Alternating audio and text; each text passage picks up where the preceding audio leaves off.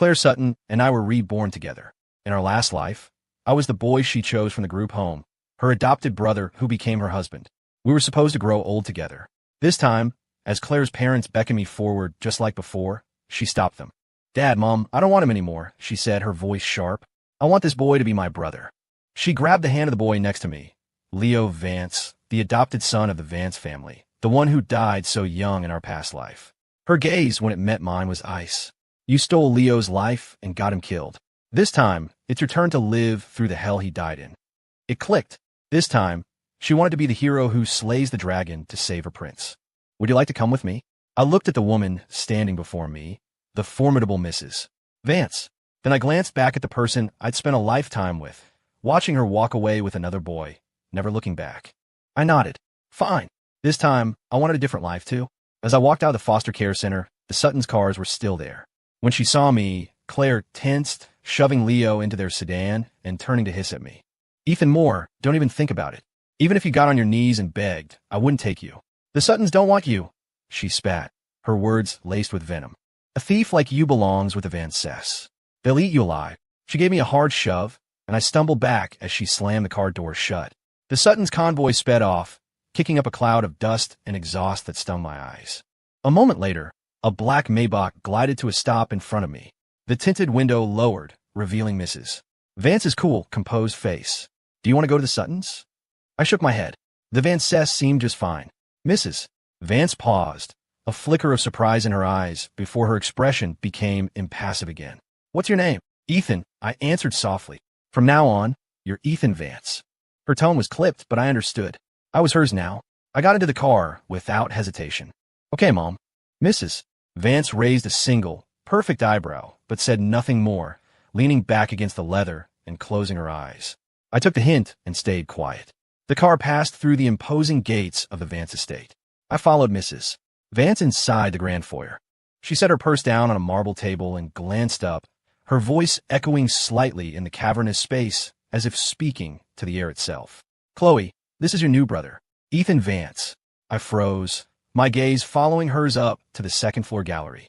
A girl was leaning against the ornate railing, more beautiful than Claire, almost unfairly so. I had no idea how long she'd been watching us. I was stunned. This was Chloe Vance. In my past life, not long after I was adopted by the Suttons, the Vances had sent Chloe abroad. By the time I finally met her years later, she had inherited the family empire. But her face was scarred, and between her disfigured appearance and her iron-fisted tactics, the business world had a nickname for her, the Dragon Lady. I managed a small smile and waved. "Hi, Chloe." It was as if she hadn't heard me. She remained draped over the railing, her expression distant and utterly detached. "Don't mind her. She doesn't talk much," Mrs. Vance said, summoning the housekeeper to show me around before she departed. As I was about to follow the housekeeper out of the main hall, some impulse made me look back. My eyes met the girl's, and for a second, I was lost in pupils as still and silent as death. My heart skipped a beat. Before I could even think to smile again, Chloe had already pulled her gaze away and disappeared into her room. I'd been at the Vance estate for over a month. After that first day at the group home, I hadn't seen Mrs. Vance again. I did, however, occasionally run into Chloe at the dinner table. Every time, I'd greet her with a cheerful, "Hey, Chloe." She never once responded, but I didn't let it bother me. I was too busy. Though Mrs. Vance was absent, she had filled my schedule to the brim. Etiquette lessons, language tutors, business primers, equestrian training. And since it was summer break, my days were packed from morning until night. I was run off my feet. Even Maria, the housekeeper, looked at me with pity in her eyes when she saw the bruises and scrapes from my riding lessons. "Mr. Ethan, should I ask Mrs. Vance if you could take a day off?" I pulled on my boots and shook my head. "No, that's okay." On the day she brought me home, Mrs. Vance had been clear. A Vance child is expected to be the best, even an adopted one. "The Sutton boy next door doesn't have to work this hard," Maria sighed, handing me my backpack. "They've been making a racket all morning." I heard the whole family is going on vacation overseas for the rest of the summer. I knew Maria meant well, that she felt it was unfair for a kid my age to have no time for fun. I stood up and took the bag. "I'm not tired, Maria. These are all things I want to learn." To others, the Vance family might seem like a living hell. But to me, it was an opportunity. The Vances were old money. Their resources and influence dwarfed what a new money family like the Suttons could ever hope to achieve. Here I could truly grow. Even if the extended Vance clan was complicated, even if Mrs. Vance was exacting and cold, and Chloe was distant and aloof. I was lost in thought when a small white kitten suddenly darted out and rubbed against my leg. It was immediately followed by an annoyed, high-pitched voice. Snowball, you've got the wrong person. Come back here. Chloe, come on, help me get Snowball back. Silly boy.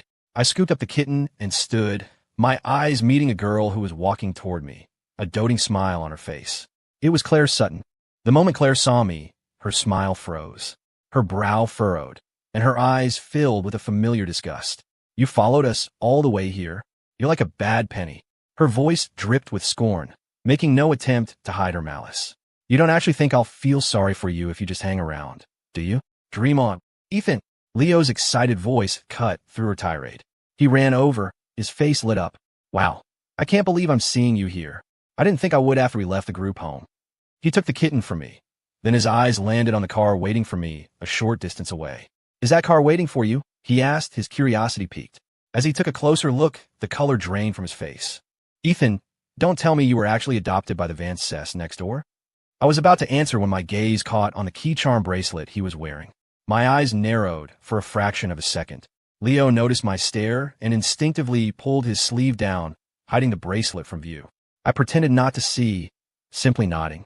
Yes, the Vance family. So now you're what? Ethan Vance. I glanced at Claire, who looked mortified, clearly having misunderstood the situation. Yeah, are they all super scary? I heard their daughter is messed up, like she's a mute or something. Is that true? He asked, leaning in conspiratorially and pointing a thumb toward the Vance estate. My brow furrowed. I was about to defend Chloe, but Leo didn't give me a chance. Ethan, are you learning archery? He tilted his head, eyeing the riding and archery gear I was wearing. Yeah, I have to go. I was trying to think of an excuse to leave when Claire cut me off impatiently. Leo, what are you wasting your breath on him for? Let's go. Oh, okay, Leo said, scratching the back of his head. He gave me an apologetic look. Don't mind her. My sister's not usually like this. She's really sweet. I don't know what's gotten into her today. Claire, wait up. He sprinted after her.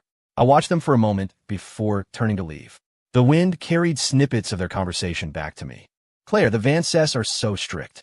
Ethan's the same age as me, but he has lessons all day. I saw bruises all over him from falling. It's so sad. What's the point of him learning all that stuff? Some people just aren't born to have a good life. Our Leo is a little prince. He just needs to be happy, that's all. A Sutton son doesn't need to suffer like that.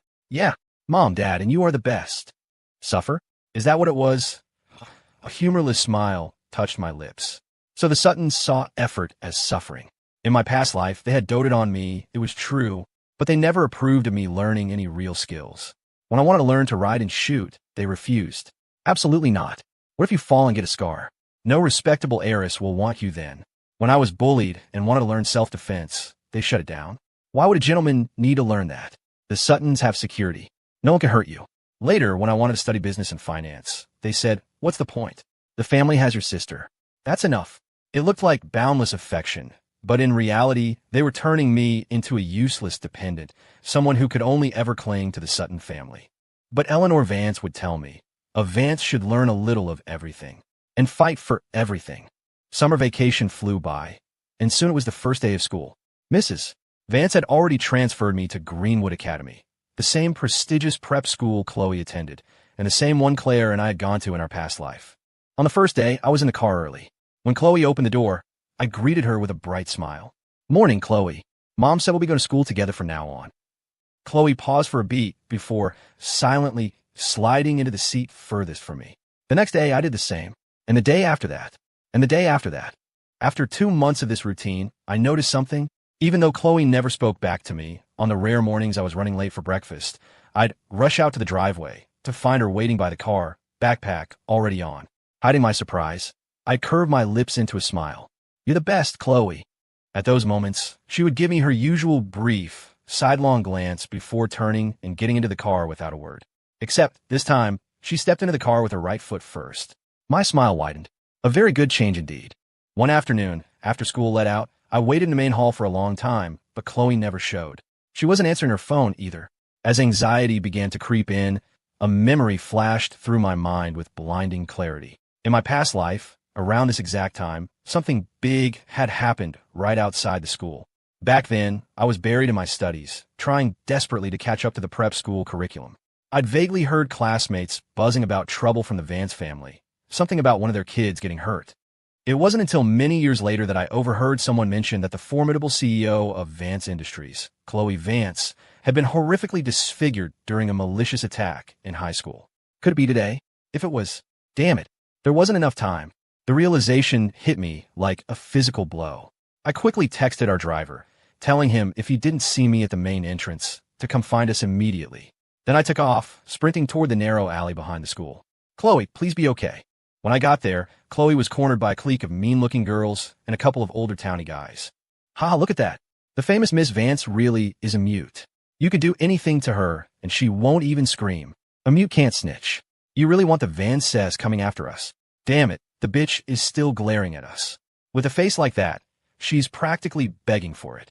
One of the girls, clearly a student, spat on the ground and pulled out a box cutter, flicking the blade out and advancing on Chloe. My heart ceased. My eyes darted around and spotted a baseball bat lying on the ground. Taking a deep breath to steady myself, I let out a yell and charged. I already called the cops. I crashed into the group, swinging the bat wildly. In that moment, I was grateful for every grueling physical training session. They were caught completely off guard, and my frantic assault sent them scrambling. My bluff about the police made them hesitate. Shit, the bitch got lucky, one of them cursed. They muttered a few more insults and took off. As soon as they were gone, I rushed to Chloe's side. A thin line of blood was already welling up on her cheek. Thankfully, the cut wasn't deep, but her arms and legs were bruised. Chloe, hang on. I'll get you home.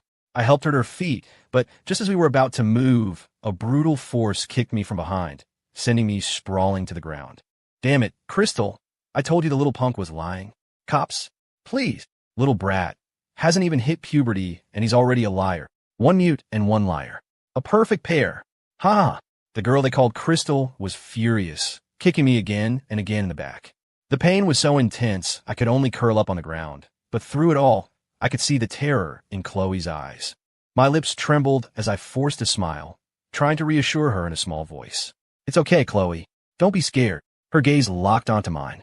I shielded Chloe with my body, refusing to move an inch. The fist rained down harder on my back. Just as the next blow was about to land, Chloe, who had been frozen until now, finally moved. She launched herself at the person closest to me, sinking her teeth into their hand and holding on like a wild animal. Her sudden ferocity stunned them for a few seconds, but there were too many of them. They overpowered her, pinning her to the ground. Fists hammered down on her head and body. Someone pulled out a metal pipe. Was there really no way to change this? As despair washed over me, I heard voices and footsteps from the mouth of the alley. Was it our driver? Had he come? I forced my eyes open, trying to see. Through the blurry haze, a pair of white sneakers came into view. The owner of the sneakers stood at the entrance to the alley, silhouetted against the light. Crystal and her crew immediately turned, their faces hostile. The hell are you looking at, girlie? Girlie? So it wasn't our driver. I fought to focus my vision, trying to make out the person's face, but blood and sweat blurred everything. Just then, another voice called out from a distance. Claire, what are you doing just standing there? The strawberry cake shop is this way. The newcomer stood in silence for a moment. Okay, coming. I blinked my dry, burning eyes, a single word escaping my lips as a whisper. Claire. Her footsteps faltered for a second, but in the end, she didn't turn back. She took the hand of the boy beside her and walked away. The boy, unable to contain his curiosity, glanced into the alley and let out a terrified shriek. Whoa, Claire, I think someone's hurt back there. Did you see that? The next second, a hand covered his eyes. Don't look. It's dirty, Claire said, her voice soft. From far away, I thought I could hear a murmur. Leo, I found you early this time. I'll protect your innocence. You won't have to suffer at the hands of the Vances anymore. You won't have to end your life so tragically. In a daze, I remembered her on her deathbed in our past life, whispering over and over again, it's all my fault. If only I had found you sooner. I had thought she was talking about me, about the time I was kidnapped by her business rivals to protect her, an attack that left me disabled. I had choked back tears and comforted her. Claire, as long as you're with me, it's okay. We'll be together in the next life, too. But her regret had never been about me. All this time, she'd been tormented by the fact that she was with me that day, and because of it, she hadn't been able to save Leo Vance. So this life, she chose to keep him by her side, to shield him from everything. She wasn't here today to save me. She was here to watch, to see the thief who stole her white knight's life get the punishment she thought he deserved. But in our past life, I vaguely recall my classmates talking about it. After the two Vance children were attacked, Chloe was sent abroad. But Leo wasn't allowed to go with her, and his standing in the family plummeted. One of the guys who knew the inside story hinted at it once. He'd seen Leo run away, abandoning Chloe. Chloe fought like hell to protect him, but when Leo ran, he didn't even look back once. And yet, Claire seemed convinced her white knight was the victim. Huh, so she really thought Leo Vance was so pure? I let out a weak laugh and wiped the blood from my eyes. Then I crawled back to my feet and threw myself at one of the attackers, clamping onto their leg with all my might. No matter how much they kicked me or swore at me, I wouldn't let go. Don't hurt my sister. I held on until the last ounce of strength left me, and then my world went black. When I woke up, there was a head of dark hair resting on the edge of my bed. The sharp, antiseptic smell told me I was in a hospital. It looked like our driver had made it in time. I tried to sit up, and the movement must have been too much because it woke Chloe. She opened her beautiful, almond-shaped eyes and just stared at me for a long moment. Then, she slowly raised a hand and gently touched the bandage on my forehead. Ethan, does it hurt? It sounded like it had been a very, very long time since she'd last spoken. Her voice was a little hoarse, but it wasn't unpleasant. It was actually quite beautiful. Still, I was completely stunned. Chloe spoke to me? I wasn't the only one. Mrs. Vance, who had just walked through the door, looked at her daughter in utter disbelief. Was that Chloe speaking just now? She had lost all of her usual composure.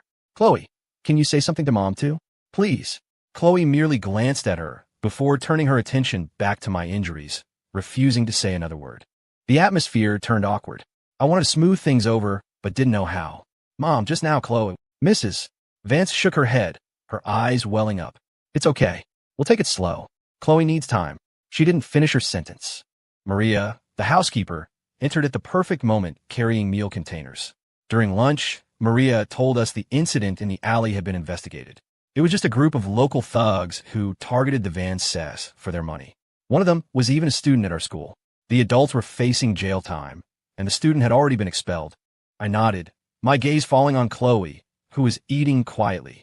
Who could have imagined that in our last life, a single malicious whim from these lowlifes had dragged such a wonderful person into an abyss? Thankfully, this time, she was okay. Chloe noticed I wasn't eating and looked at me quizzically. Ethan, eat. I snapped out my thoughts and put some food on her plate. You too, Chloe. Just as we finished, a nurse burst in and apprehended Chloe. I learned then that she had snuck out of her own room to come see me. Before they led her away, she reached out and patted my head. Ethan, get well. Those few, simple words made the Vances in the room emotional all over again. Maria secretly wiped a tear from her eye. After Chloe left, Mrs. Vance remained, watching the empty doorway where her daughter had been. She wasn't wearing any makeup today, and without her usual armor, she looked softer, more vulnerable. Chloe wasn't always like this, she said quietly. She was a sensible, poised child, far more brilliant than most kids her age. Everyone used to call her a prodigy, not a mute or autistic. She sat down in the chair next to my bed, her eyes filled with unshed tears. Everything changed 4 years ago because of that accident. I froze. Mrs. Vance told me that Chloe once had a brother, Ryan Vance. Ryan was her husband's nephew. After both his parents died in an accident years ago, Mrs. Vance, who was already single-handedly running the massive Vance Industries after her own husband's passing, took Ryan in and raised him as her own son. Those were difficult years. Without Mr. Vance, the company was like a piece of prime meat left out in the open, and everyone wanted a bite. Mrs. Vance had to harden herself, becoming more and more ruthless, which naturally created enemies. 4 years ago, the Vance children were kidnapped. 6-year-old Ryan, seeing his older sister being beaten, lunged at one of the kidnappers and bit down on his hand, refusing to let go. The enraged kidnapper struck him over and over again in the head with a pipe. Chloe, who had witnessed the entire thing, was rescued. But she never smiled again, and she never spoke another word. Mrs. Vance had tried everything, to no avail.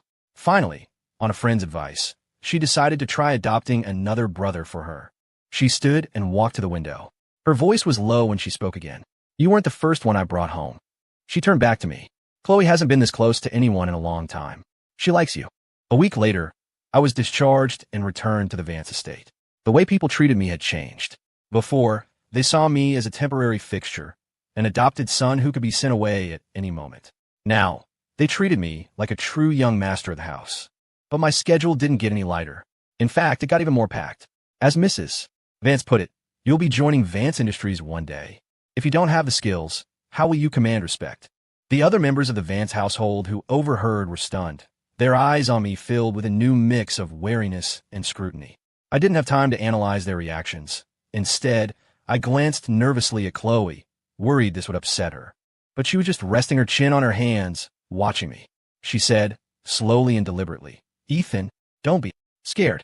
You're the best."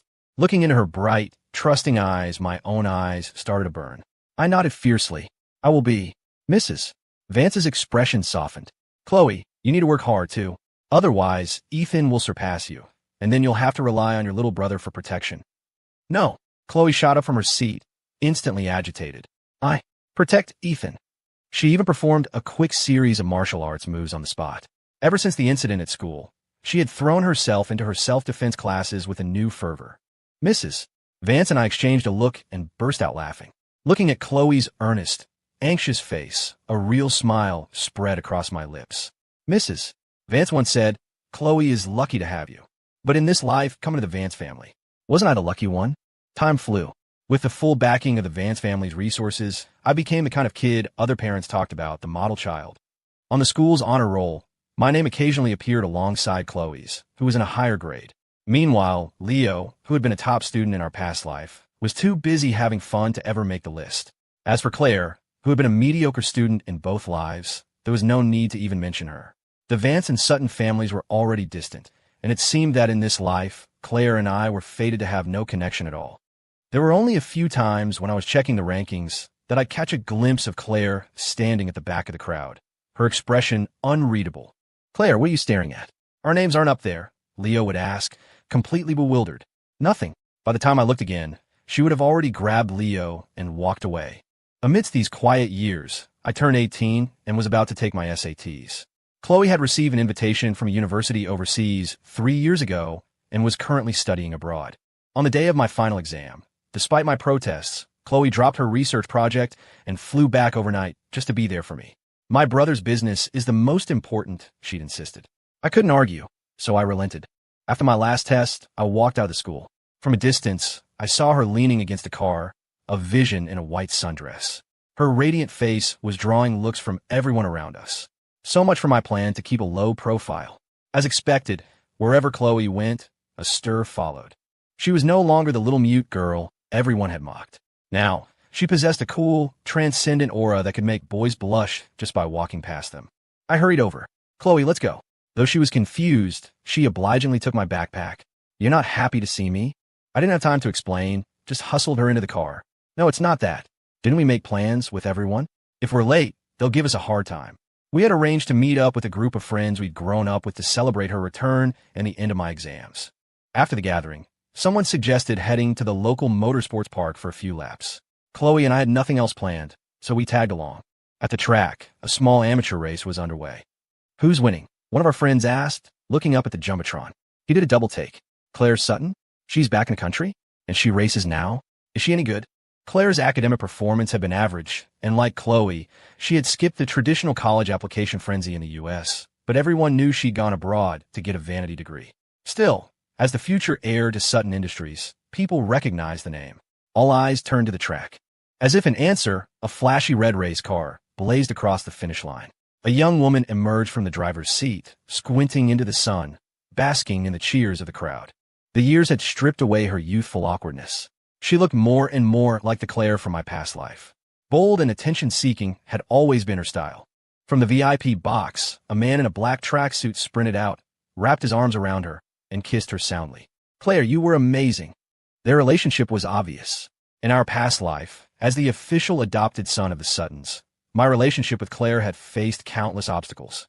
This time around, I had no idea how Claire had convinced her parents, but Leo was never formally adopted.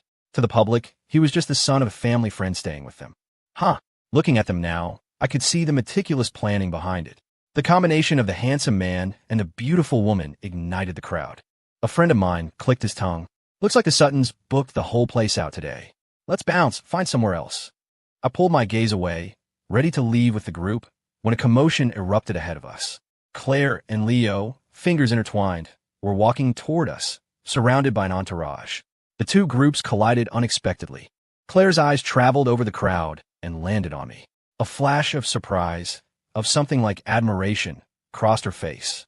She froze for a second. Then, as if by reflex, she let go of Leo's hand. "Claire," Leo complained, turning to glare at me. "Ethan Vance, what are you doing here?" His eyes raked over me, suddenly filled with hostility. I found it strange. I hadn't seen him in a while. He continued, a sneer in his voice. "Wait, did you hear Claire was back and came here specifically to watch a race?" Beside him, Claire's expression flickered. She shot me a look that seemed to say, "Of course you did." I was speechless. Did he really think I was that pathetic? Chloe's brow furrowed. She took a step forward, placing herself between me and them, her small frame radiating a surprising strength. Seeing Chloe's protective gesture, Claire's eyes darkened. She finally spoke, her tone coolly detached. "Ethan, Leo's a bit blunt. Don't take it personally." "Claire," Leo protested loudly. "Why are you being so nice to him? For all we know, he followed you here on purpose." "Leo, that's enough," Claire cut him off, her gaze drifting back to me beside Chloe. "Even if it's true, you have to let people save face." Her eyes widened slightly. She was just now realizing how much I'd changed in a few years. The poise and confidence cultivated by the Vances were something the coddled Leo could never match. "Miss Sutton, you should control your precious brother. You shouldn't be snapping at everyone he sees." Someone in our group, clearly annoyed by the Suttons' behavior, let out a derisive snort. "Ethan is here with Chloe to celebrate finishing his exams. He didn't come to watch some amateur hour race." The sarcasm was thick. "What's that supposed to mean?" Leo's eyes widened. "My sister just took first place, and you're calling it amateur hour?" Claire's face tightened. She had always been proud, and to be mocked right after reveling in her victory was clearly getting under her skin. "Miss Vance," she said, ignoring everyone else and fixing her gaze directly on Chloe. "It's rare to run into you at a place like this. That last race wasn't much of a challenge. Interested in a real one?" Chloe frowned and started to step forward, but I held her back, shaking my head slightly. I didn't want her getting tangled up with Claire. Seeing this, Claire let out a dry laugh. "Scared? Fine then. Forget it." Her voice dripped with provocation. "The heir to the Vance fortune. I guess this is all you amount to." The air grew tense. My friends looked furious, but no one dared accept the challenge on Chloe's behalf. They knew she hadn't touched a race car in years. I, however, remained calm and released my grip on her arm. Chloe reached up and, just like when we were kids, ruffled my hair. "Want to see your sister win?" I nodded, a smile breaking across my face. "Go get him, Chloe." Chloe turned and walked toward the track without giving Claire another glance. Having been so thoroughly dismissed, Claire's face contorted with fury. "Just for show," she bit out, stalking toward her own car. On the track, the starting gun fired. Claire's signature red car shot forward, immediately leaving Chloe's black car behind. The roar of the engines was deafening. Some people should just stick to being book smart. If that doesn't work, maybe find someone to marry. "Don't bite off more than you can chew," Leo jeered, looking at me with smug satisfaction. "It just started. What are you so proud of? She's already behind. You think she can catch up to Claire? You gotta be kidding me." The people around them chimed in with agreement. My friends were fuming, but couldn't argue back. I just watched the track silent. Then, at a high-speed corner, the black car executed a textbook-perfect late break, diving into the turn and slingshotting past the red car. It crossed the finish line first. The racetrack fell silent. Leo fell silent. Someone in the crowd whispered uncertainly, "That move? It looks familiar. A bit like last year's Triple Crown champion." She said it quietly, as if not daring to believe it herself. I remained still, my expression unchanged. At 11, Chloe had won the International Youth Cup, earning the title of racing prodigy. Even with a long break, she had gotten her skills back in recent years. Last year, she had swept the Triple Crown Championship Series. She was just intensely private and never showed her face, so almost no one knew her true identity. Chloe pushed open her car door and walked directly to me, holding out her hand. "Ethan, let's go home." "Okay." I smiled and took her hand. Behind me, I could hear Leo's frantic attempts to console a furious, almost unrecognizably distorted Claire. A few weeks later, the exam scores were released. I was the state valedictorian. I wasn't surprised, but Mrs. Vance and Chloe were ecstatic. They said that as soon as my university acceptance letters arrived, we would go on a trip abroad. I mentioned I still had summer courses to finish. Chloe frowned. Ethan, you're too wound up. You need to relax. Mrs. Vance agreed. And no matter what, you know the Vance family will always have your back, right? I paused, a sudden realization dawning on me. Since being reborn, had I been pushing myself too hard? I was forced to admit that being rejected so decisively by Claire had hurt me more deeply than I'd thought. That's why I'd been so relentless, almost punishing myself to earn the Vance's approval. I was afraid of being abandoned again. Looking at the two pairs of concerned eyes in front of me, a warmth spread through my chest. I gave in. The day we left for the airport, we ran into the Suttons. The atmosphere around them was tense. Mr. and Mrs. Sutton looked furious. Claire's expression was blank, and Leo trailed beside her, unusually quiet. Leo Sutton cheated on his exams and had his scores invalidated. The Suttons are the laughingstock of our social circle now, Mrs. Vance remarked with a small, knowing smile as she looked away. They're probably trying to avoid the embarrassment. Shipping him off to school overseas before the fall semester even starts to let the scandal die down. I was a little surprised. What was Leo thinking? Was he insane? With his family's resources, he could have easily gotten into a decent university abroad without resorting to something so reckless, something that would bring such shame upon the Suttons. I shook my head, not wanting to dwell on it. It had nothing to do with me. As we were boarding, I felt a pair of eyes on me. I turned my head and saw Claire, standing a short distance away. Caught staring, she froze for a second, her expression complicated. Congratulations, valedictorian. Thanks. I turned my back to her, my tone flat. Claire seemed taken aback. She took a step forward, as if to follow me. Ethan.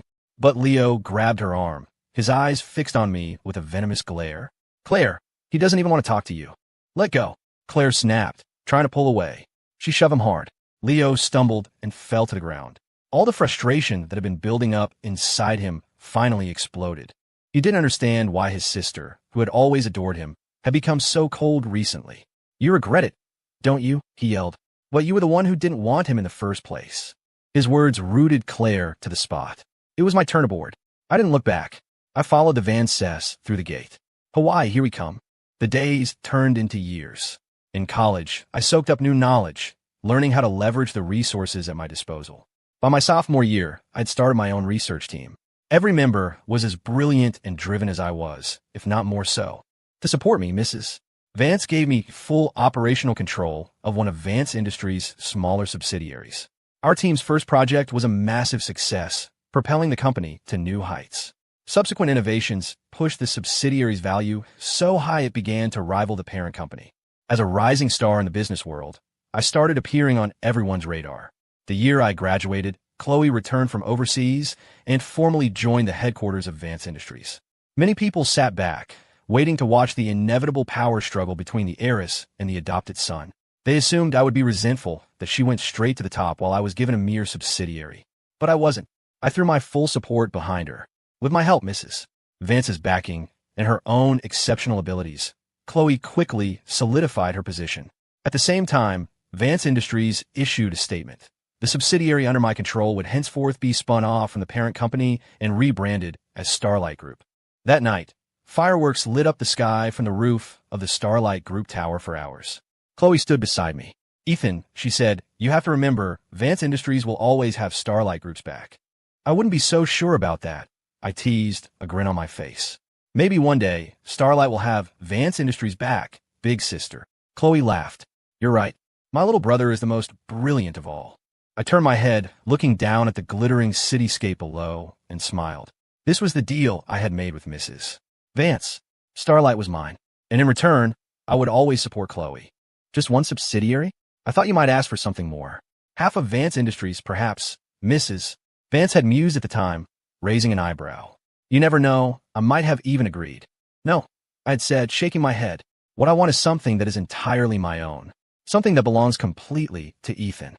Having lived two lives, I was certain of one thing. The only things you can truly control are the things you hold completely in your own hands. As a distinguished alumnus, my alma mater invited me to participate in a charity polo match representing the university. For me, a competition like this was a rare moment of relaxation in an otherwise hectic life. Unsurprisingly, I easily won. After stepping down from the podium, I was swarmed by university officials. When I finally managed to break free, another voice called my name. Ethan. Claire Sutton was there. It was the first time we had seen each other since she returned to the U.S. to take over Sutton Industries. Ignoring the resentful look on Leo's face, she walked right up to me, a nostalgic glint in her eyes. "You've become even more exceptional." Her gaze held a mixture of awe, disappointment, and regret. I suddenly recognized that look. It was hauntingly familiar. In our past life, I had accompanied her to a gala where Leo Vance, then just the other adopted son, played a masterpiece on the piano. The way she had looked at him then was exactly the same. For a moment, I wanted to laugh. Reborn, and Claire's taste hadn't changed a bit. She always wanted what she couldn't have. Looking at the dejected woman before me, I gave a polite nod in greeting, but didn't slow my pace. She stepped in front of me, blocking my path. Her expression was dark. "What if I said we could start over? You could be my brother again. Or you could be my husband." I was baffled. Did she really think that highly of herself? "I have no idea what you're talking about," I said, my voice cold. "If you have as much free time as Sutton, perhaps you should be more concerned with your own company." Claire's face fell. From what I knew, Sutton Industries was in serious trouble, its stock price plummeting. In my past life, the company had faced a similar crisis. Claire had been too proud to ask for help, but I had leveraged the thin thread of our childhood connection and begged the Dragon Lady Chloe Vance to intervene.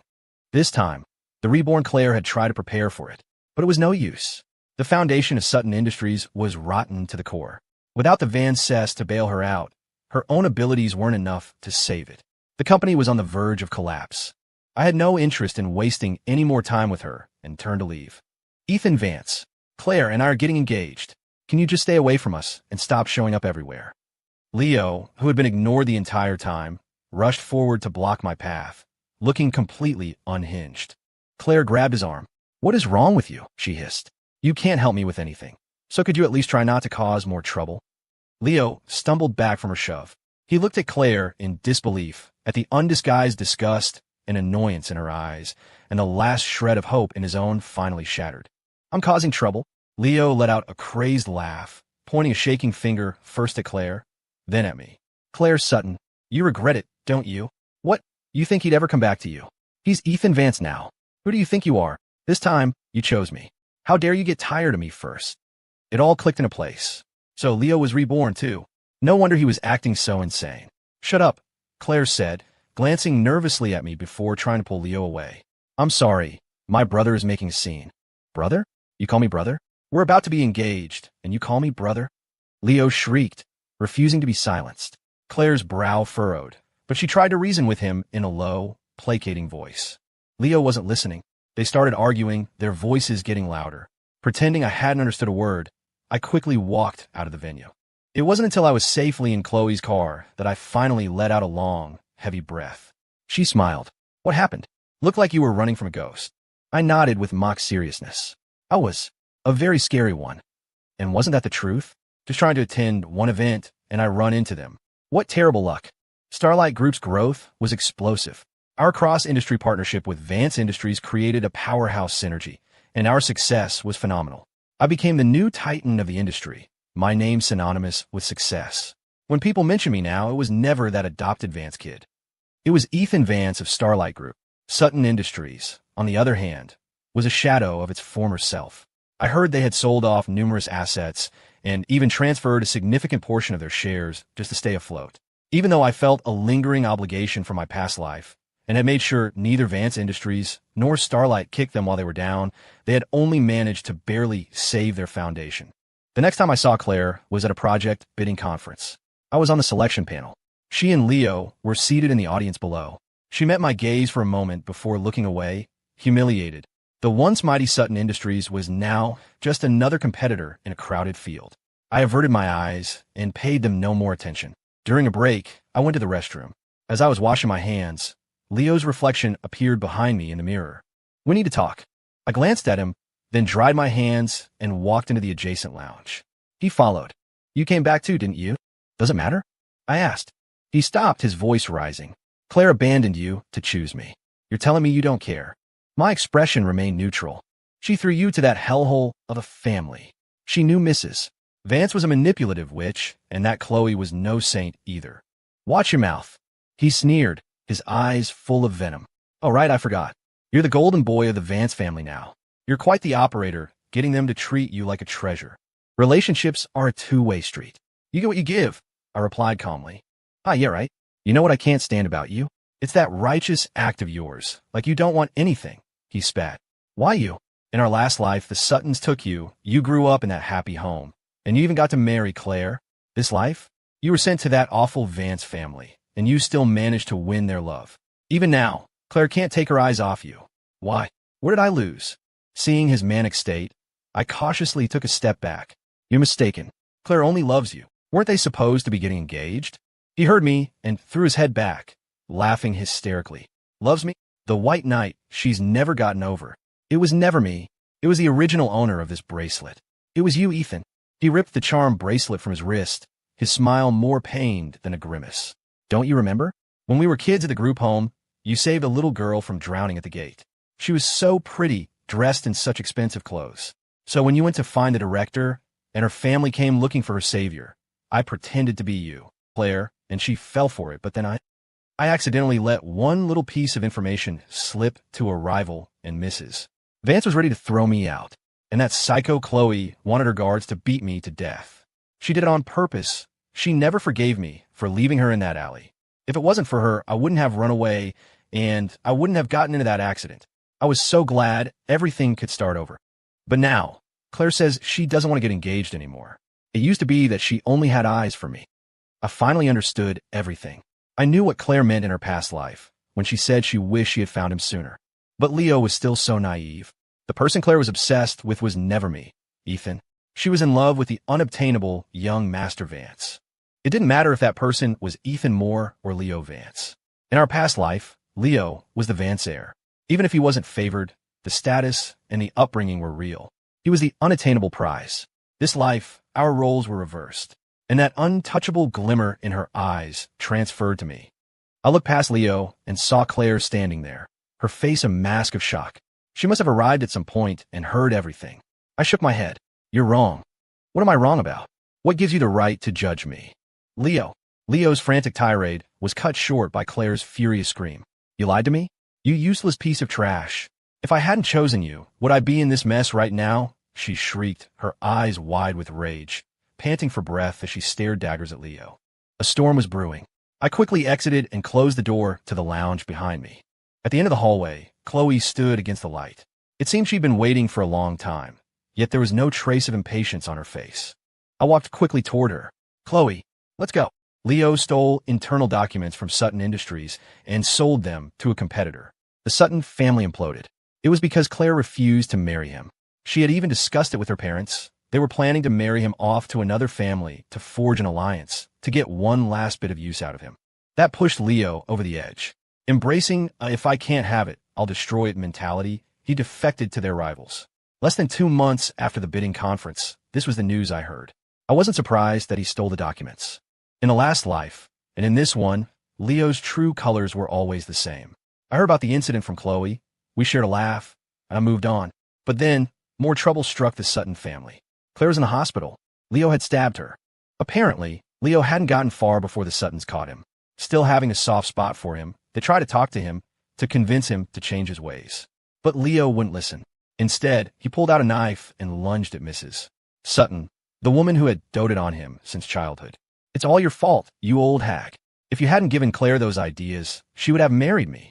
She would never have let me marry someone else. Claire had thrown herself in front of her mother. Even if Leo had tried to stop, it was too late. Now, Claire was in the hospital, her life hanging in the balance. The Suttons showed no mercy this time. They sent him straight to the police. Corporate espionage. Attempted murder. Leo Vance would likely be spending the rest of his life in prison. A year later, Starlight Group was officially listed on the overseas stock exchange. The Vances threw me a lavish celebration, inviting a who's who of the political and business worlds. With a practiced smile, I moved through the crowd, effortlessly conversing with industry titans. I was surrounded, showered with congratulations and praise. My gaze drifted idly to a corner of the ballroom and landed on a tense and out-of-place Claire Sutton. Her gown was still elegant, but the style was dated, and I could see frayed edges on the hem. I looked for only a second before turning away. The Suttons had only managed to get an invitation because Mrs. Sutton had personally come to beg for one. A gala like this was filled with opportunities, and they were desperate to get back in the game. seeing as they were once neighbors, Mrs. Vance had relented. The Sutton family was now drowning in debt and had long since moved out of their mansion. When it was time for the dancing to begin, I declined several invitations and slipped out onto the terrace for a breath of fresh air. The cool night wind was a welcome relief. I was just staring out into the darkness when Claire approached me silently. "Ethan," she looked at me, her eyes full of a strange, wistful light. "You came back too, didn't you?" Her voice was barely a whisper. "We were together for so many years. You can't fool me." The night air seemed to hang still for a moment. "At the group home," she continued, "you could have come to me. We were so in love." "Why?" I turned to face her, my expression calm. "I just wanted to choose a path that didn't have you on it. And as it happens, that's exactly what you did too, wasn't it?" The words were like a shard of ice, striking her right in the heart. She stumbled back, her face ghostly pale in the moonlight. Her lips trembled as if she wanted to argue, to deny it, but no words came out. She was right. She had been the first to choose another path. Why did she have to question me now? She turned away, utterly defeated, her shoulders slumped as if all the strength had been drained from her body. I watched until her figure disappeared completely. "Ethan," a cool, clear voice came from behind me. I turned to see Chloe. She walked over, her gaze flicking subtly in the direction Claire had gone. Then, she handed me a glass of warm honey water. "Tired?"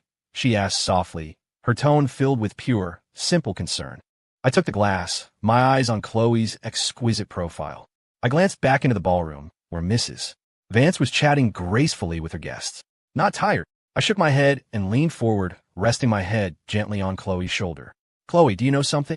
This life, it's been really, really good. I had a mother who, while demanding, respected me completely. I had a sister who, though small, would always stand in front of me, shielding me from the wind and rain.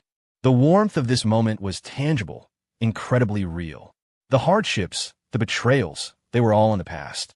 This life, here's to a brilliant life,